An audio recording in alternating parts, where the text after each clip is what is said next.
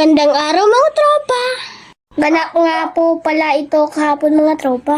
Bandang alas 4 kahapon nang magyaya si Papa sa likod bahay namin para daw magtanim. Agad nga kami sumunod kay Papa. Marami kasing pangtanim na gulay si Papa. Ang binigay ni Mami nung nagpunta kami sa Wantugawi nung nakarang araw ng birthday niya.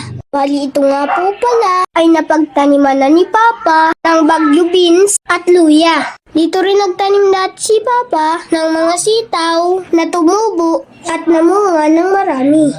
Bali dito nga po pala sa mga naipong mga plastik na pangkalakal na ipunla ni Papa ang mga pananim na gulay. Bali papatubuin niya muna dito bago ilipat sa maayos na pesto. Kasi pasaway dito ang mga alagang manok ni Papa.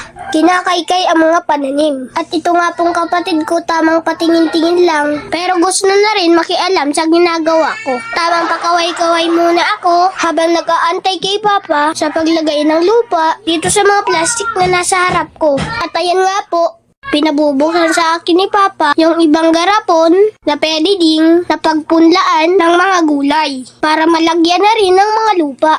At ayan nga po, inuumpisahan na ni Papa itanim ang mga pananim na gulay.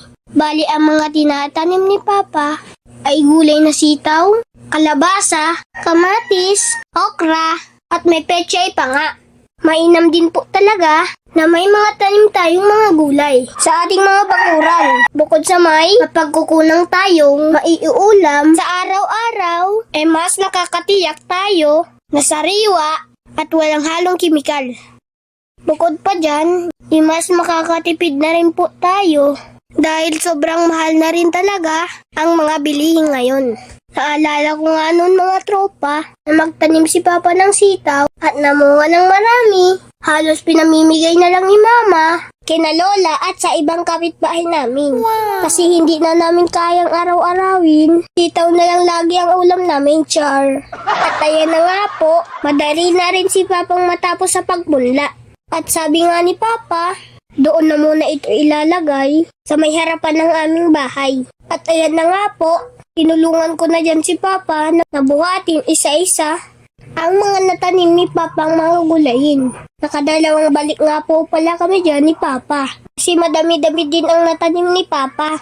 Sana naman talaga ay tumubo ang mga ito at yumabong para marami na naman kaming maaning gulay. At ma-share namin kina Lola at sa ibang kapitbahay namin. Gaya ng dati.